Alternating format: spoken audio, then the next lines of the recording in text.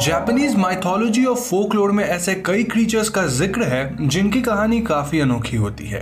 In urban legends में से एक है जिकिन इनकी, जो कि बेसिकली घूल्स की तरह होते हैं और ये डेड बॉडीज को खाकर जिंदा रह पाते हैं। यहाँ सवाल ये उठता है कि क्या जिकिन इनकी को ऐसा करना अच्छा लगता है या फिर ये सब एक शाप का नतीजा है। अगर शाप है तो आखिर इसकी शुरुआत कहाँ से हुई और इसके पीछे की कहानी क्या है। क्या वो कहानी सच है, और अगर सच नहीं है तो वो इतनी प्रचलित कैसे हो गई। आज की वीडियो में हम जिकिन इनकी के बारे में जानते हुए इन्हीं कुछ सवालों के जवाब ढूंढने की कोशिश करेंगे।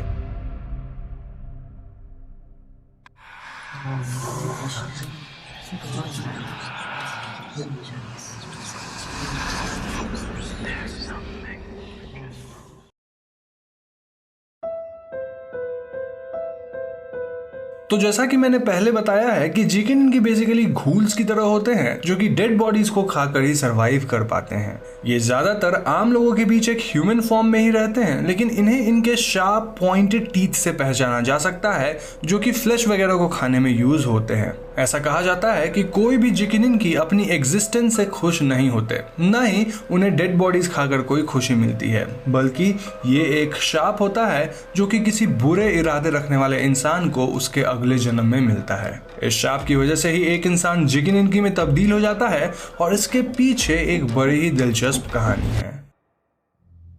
तो कहानी की शुरुआत होती है मूसो कोकुशी नाम के एक प्रीस्ट से, जो कि एक बार अपनी एक जर्नी के दौरान मीनो प्रोविंस से होकर गुजर रहे थे। इस इलाके के पहाड़ी हिस्से में आने के बाद उन्हें एहसास हुआ कि वो रास्ता भटक चुके थे और काफी देर यहाँ वहाँ रास्ता खोजने के बावजूद उन्हें रास्ता नहीं मिल रहा था। अब सूरज डूबने ही वाला था और मूसो अपनी उम्मीद खोने लगे थे कि तभी उन्हें हिल टॉप पर एक हर्मिटेज दिखाई दिया। अब यहाँ मैं आपको बता दूं कि एक हर्मिटेज असल में एक छोटा सा स्ट्रक्चर होता था जिसे जापान में ओल्ड टाइम्स के दौरान जर्नी पे निकले हर्मिट्स के लिए एज अ रेस्टिंग शेल्टर बनाया जाता था। मूसो उस हर्मिटेज की तरफ चल पड़े और यहाँ आकर उन्होंने एक ओल्ड प्रीस्ट को देखा जिससे मूसो ने मदद मांगी, लेकिन ओल्ड प्रीस्ट ने उसे साफ साफ यहाँ शेल्टर देने से मना कर दिया। ओल्ड प्रीस्ट ने मूसो को आगे का एक गांव का रास्ता बता दिया जहां जाकर वो आराम कर सकते थे। रात तक मूसो उस छोटे से गांव के पास पहुंचे और यहाँ गांव के मुखिया ने उनका स्वागत किया और साथ ही उनके रुकने के लिए एक छोटा सा कमरा अरेंज करवाया।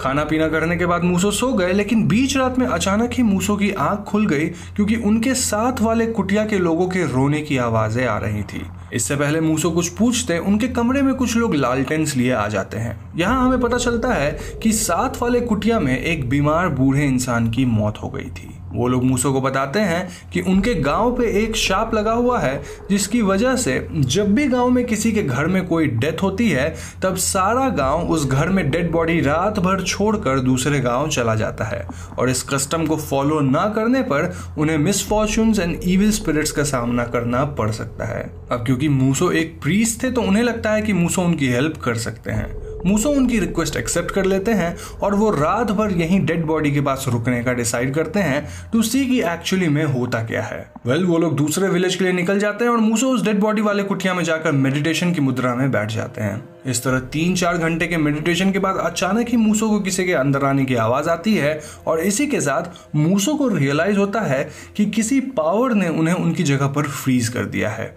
मूसो अपने सामने एक डार्क फिगर को उस रूम में एंटर करते हुए देखते हैं जो कि उस डेड बॉडी के टुकड़े टुकड़े करके खा जाता है और इसके बाद यहाँ से गायब हो जाता है। तो अगली सुबह गांव वाले वापस आते हैं और मूसो उन्हें सब कुछ बताते हैं, जिसे सुनकर कोई भी आश्चर्यचकित नहीं था।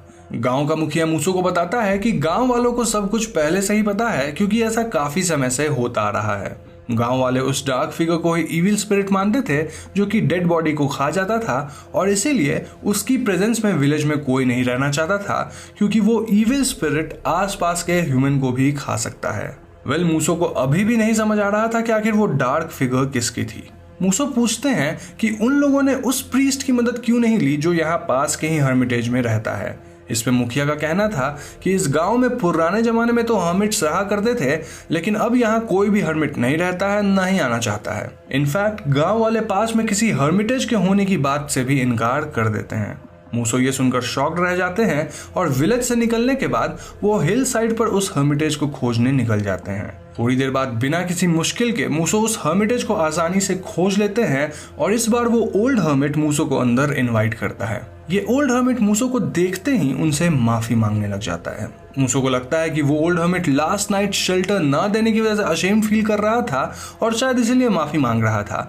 लेकिन तभी ओल्ड हर्मिट कहता है कि मुझे माफ कर दीजिए क्योंकि कल आपकी आंखों के सामने ही मैंने उस डेड बॉडी को खा लिया और आपको इतना खतरनाक दृश्य देखना पड़ा। अब ये बात सुनकर मूसो का सर घूम जाता है एंड ही वॉज डम स्टक। ओल्ड हर्मिट मूसो को बताता है कि कई सालों पहले वो इसी विलेज का हर्मिट हुआ करता था और हिल टॉप पर एक हर्मिटेज में रहा करता था। आसपास और कोई हर्मिट नहीं था, इसलिए आसपास के सभी गांव वाले इनसे ही अपनी रिचुअल्स वगैरह परफॉर्म करवाने आते थे। ओल्ड हर्मिट आगे बताता है कि वो लालची होने लग गया था और वो उन रिचुअल्स को सिर्फ पैसों और गिफ्ट्स के लिए ही परफॉर्म करने लग गया था। मृत लोगों से पैसे बनाने की खराब इच्छा रखने से उसके अंदर का ईविल उस पर हावी हो गया था और मरने के बाद उसे एज ए कर्स एक जिकिनिंकी के रूप में दोबारा जन्म मिला। एक जिकिनिन की डेड बॉडीज को खाकर ही जिंदा रह सकता है और उसके पास और कोई चॉइस नहीं होता है। ओल्ड हर्मिट मूसो से रिक्वेस्ट करता है कि वो सेगा की सर्विस परफॉर्म करके उसे इस शाप से छुटकारा दिला दे और इतना कहते ही वो ओल्ड हर्मिट और वो हर्मिटेज उस हिल टॉप से गायब हो जाते हैं और मूसो अपने आप को एक ओल्ड टूम्ब के आगे खड़ा देखता है जो कि गोरिनिशी नाम के एक प्रीस्ट की थी। अब ऐसा कहा जाता है कि इस स्टोरी के दो एंड्स थे।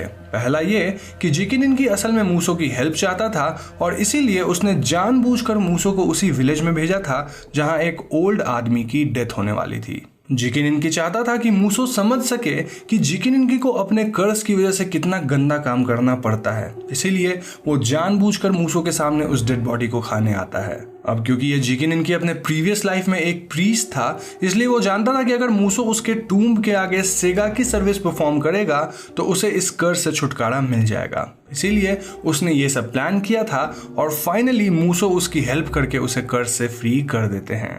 On the other hand story के दूसरे एंड के हिसाब से जिकिनिन ने ये सब इसीलिए प्लान किया था क्योंकि वो मूसो जैसे प्योर ह्यूमन को आसानी से कंज्यूम नहीं कर सकता था। इसीलिए वो उसे अपने टूम के पास बुलाता है जहां एक जिकिनिन की पावर सबसे ज्यादा होती है और अपनी बातों में फंसाकर जिकिनिन मूसो को उलझाए रखता है और जैसे ही मूसो का ध्यान आता है वो अपने आप को टूम के पास देखता है जहां जिकिनिन उसे मारकर खा जाता है।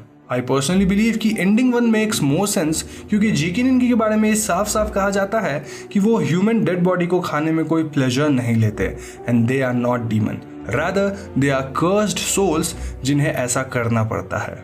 अब इस कहानी को सुनकर आप सबके मन में एक बात जरूर आती होगी कि क्या यह कहानी सच्ची है। जिकिनिन की कहानी को पहली बार लफसादिया हियर्न की क्वाइदान किताब में पढ़ा गया था और तब से यह कहानी कई जगह देखने को मिली। This was a classic story जिसमें लालच के बुरे परिणाम को दर्शाया गया था और इसीलिए लोग इस कहानी में काफी रुचि दिखाने लगे।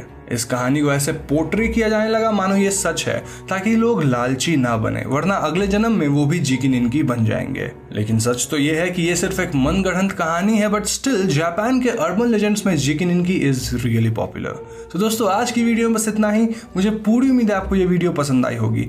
अगर वीडियो पसंद आई है तो लाइक और शेयर जरूर कीजिएगा और हाँ, जाने से पहले हमारे चैनल हॉन्टिंग ट्यूब को सब्सक्राइब करके बेल आइकन को जरूर दबा दीजिएगा क्योंकि हम अपने चैनल पे ऐसे इंटरेस्टिंग वीडियोस लाते रहते हैं। पीस।